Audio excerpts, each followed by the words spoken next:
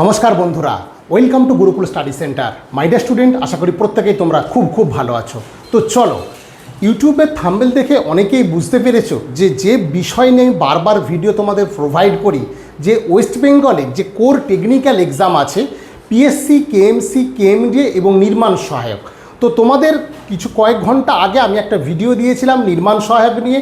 তোমরা অলরেডি জেনে গেছো যে যিনি পঞ্চায়েত মন্ত্রী আমাদের এখন হয়েছেন, তিনি কিন্তু পঞ্চায়েতের রিক্রুটমেন্ট সম্পর্কে জোর দিয়েছেন এবং সেখানে কিন্তু নির্মাণ সহায়ক যে রিক্রুটমেন্ট হবে এই নিয়ে বলাই বাহুল্য। কারণটা কি? কারণ উনি বলেছেন যে পঞ্চায়েতের যে টাকা, যে ডেভেলপমেন্ট করতে গেলে যে টাকা, উনি কিন্তু যেভাবে হোক সেন্ট্রাল থেকে সেটা ম্যানেজ করবেন এবং সেটা দিয়ে রিক্রুটমেন্ট করে সেই কাজের গতি নিয়ে আসতে চাইছে।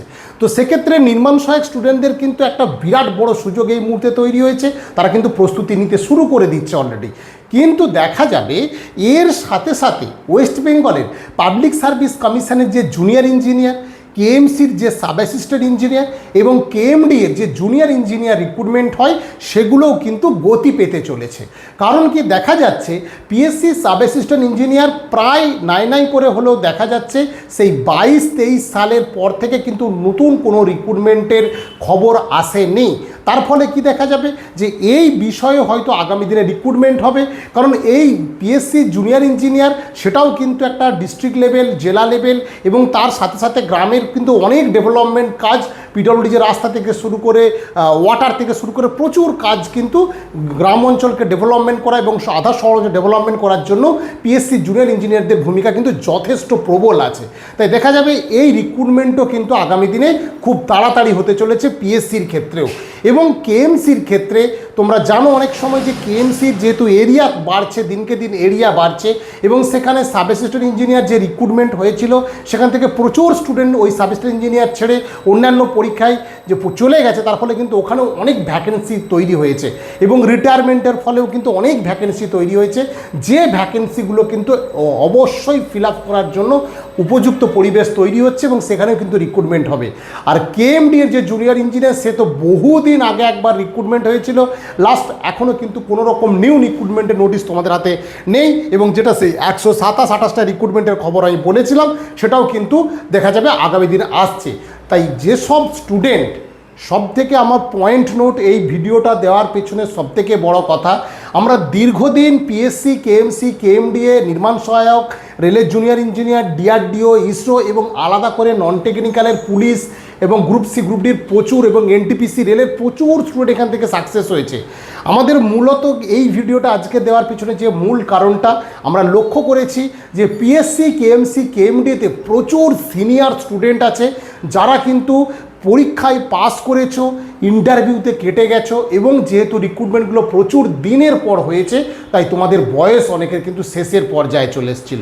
সেক্ষেত্রে নিউ সরকার যেহেতু 5 বছরের একটা এজ রিল্যাক্সেশনের ব্যাপার এসেছে, তাই তোমাদের কাছে আরও একবার সুযোগ এসছে। হ্যাঁ, এটা কিন্তু ঠিক যে প্রিপারেশান নেওয়ার পর, ছেড়ে দেওয়ার পর ওই জায়গায় তুলে আনতে কিন্তু অনেকটা টাফ সাপেক্ষ, কি তবু লাস্ট যে পরীক্ষা গেছে সেখানেও কিন্তু অনেক স্টুডেন্ট তোমরা ছিলে যারা কিন্তু লাস্ট এজে পরীক্ষা দিয়েছো এবং তারা ইন্টারভিউ কম পাওয়ার জন্য কিন্তু চাকরিটা হয়নি।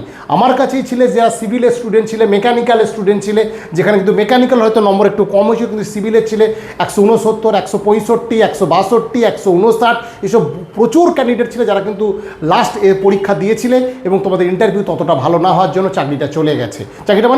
চাকরিটা হয়নি। কিন্তু আরও একটা নিউজ যেটা আসছে, এটা আমি বারবার বলছি, নিউজটা শুনতে পাচ্ছি যে ইন্টারভিউ হয়তো তুলে দেওয়ার প্রসেস আসছে। সেটা কিন্তু এখনও ঠিক তথ্য আছে কিনা আমি বলতে পারছি না। তো তোমাদের যেটা আমরা শুনছি সেই ওয়ার্ডটা বলছি যে ইন্টারভিউ যদি তুলে দেওয়া হয়, দেখা গেছে আমাদের বহু স্টুডেন্ট তারা রিটার্নে কিন্তু এত ভালো ফলাফল করেছে, অ্যাকর্ডিং টু মেরিট লিস্টে তারা কিন্তু ভালো র্যাঙ্কে চলে যাওয়ার কথা, কিন্তু ইন্টারভিউ সমস্যার জন্য কিন্তু বহু স্টুডেন্ট এখনও কিন্তু এই সমস্ত চাকরিগুলো থেকে বঞ্চিত আছে।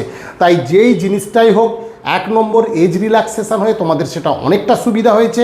ভালো করে প্রস্তুতি আরেকবার উঠে পড়ে লাগো, যেখানে তুমি পরীক্ষা দেওয়ারই আর চান্স ছিল না সেখানে তুমি কিন্তু পরীক্ষাটা দিতে পারছো।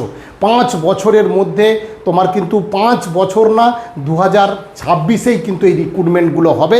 তুমি সেইভাবে তৈরি হও। আমি সিনিয়র স্টুডেন্টদের বলবো, লুকিয়ে না কেঁদে আরও একবার নিজেকে জাহির করে উঠে পড়ে লাগো। হ্যাঁ, অবশ্যই কিন্তু তারা সবাই জব ক্যান্ডিডেট, বি সিরিয়াস, যেটুকু টাইম পাবে একটু প্ল্যানিং করে না পড়লে কিন্তু তোমরা চাপে পড়ে যাবে। তাই বলবো যারা মেকানিক্যাল, ইলেকট্রিক্যাল, সিভিল ন্যূনতম ডিপ্লোমা পাস এই পরীক্ষাগুলো তোমরা দিতে পারবে। আমাদের গুরুকুল স্টাডি সেন্টার আমরা অনলাইন এবং অফলাইন দুটো মোডেই আমরা ক্লাস করাচ্ছি। এখানে পিএসসির অ্যাসিস্ট্যান্ট ইঞ্জিনিয়ার থেকে, জুনিয়র ইঞ্জিনিয়ার থেকে, কেএমসির এক্সিকিউটিভ অ্যাসিস্ট্যান্ট ইঞ্জিনিয়ার, সাবস্টেন্ট ইঞ্জিনিয়ার এবং কেএমডিএর জুনিয়র ইঞ্জিনিয়ার, এক্সিকিউটিভ ইঞ্জিনিয়ার সমস্ত স্যারেরাই কিন্তু আমাদের এই গুরুকুল স্টাডি সেন্টারে কোনো না কোনোভাবে কিন্তু তারা হেল্পিং করে এবং সেখানে তারা পড়ায় জিনিসটা। তার ফলে তোমাদের অনেকটা বিষয় হেল্প হবে এবং সিস্টেমেটিক প্রসেস অনুযায়ী তোমরা পড়তে পাবে।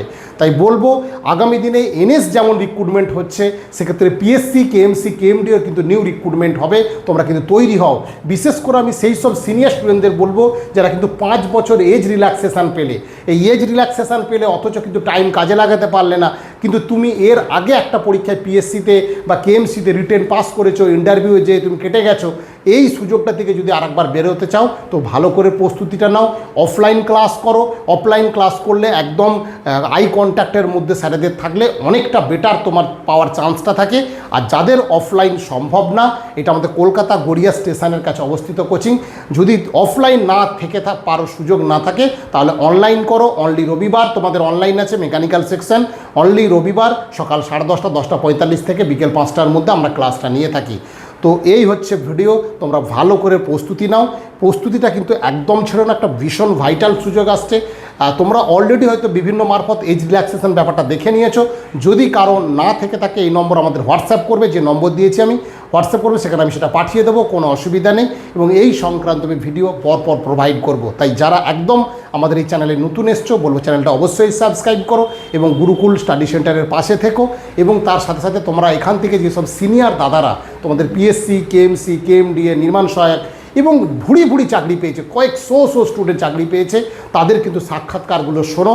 শুনলে তুমি বুঝতে পারবে কি পড়বে, কোনটা ছাড়বে, কতটা পড়বে, কতটা ডেপথ পড়বে, সমস্ত ডিটেলস কিন্তু আলোচনা করেছে। এবং আমাদের যে একাধিক স্যারেরা আছেন, প্রত্যেক ব্রাঞ্চের প্রায় 5 থেকে 6 জন করে কোর টেকনিক্যাল টিচার আছেন, নন টেকনিক্যাল স্যারেরা আলাদা আছেন। তো সেই সব স্যারেরা কে কোন সাবজেক্ট পড়ান, কীভাবে কমন পেয়েছে, সব ডিটেলস সেখান থেকে তোমরা পাবে। তো প্রত্যেককে বলবো ভালো থেকো এবং ভালো করে এই নতুন সুযোগকে কাজে লাগাও। কারণ একটা গভর্নমেন্টের নতুন পলিসি হচ্ছে ফ্রেশ রিক্রুটমেন্ট। আর ফ্রেশ রিক্রুটমেন্টে যারা একদম লড়াইয়ের মধ্যে নামতে চাইছো, একদম সঠিক পথ ধরে সঠিক উপায়ে কিন্তু প্রিপারেশানটা নাও। এবং অবশ্যই কিন্তু টপ 6 সাবজেক্ট কিন্তু আগে ভাবো। টপ 6 কোন 6টা সাবজেক্ট থেকে বারবার বেশি কোশ্চেন আসে, সেগুলো ফলো করো। আমাদের ভিডিও একটু পুরনো গিয়ে তোমরা দেখতে পারবে যে কেএমসি, কেএমডিএ, পিএসসি, নির্মাণ সহায়কে কোন সাবজেক্ট থেকে কত নম্বর করে কোশ্চেন এসছে, আমি কিন্তু ডিটেলস চার্ট দিয়েছি। হ্যাঁ, অবশ্যই আবার আমি সেগুলো প্রোভাইড করব, তোমরা সেগুলো দেখতে থাকবে। ঠিক আছে, প্রত্যেকে ভালো থেকো, ভালো করে প্রিপারেশানটা নাও।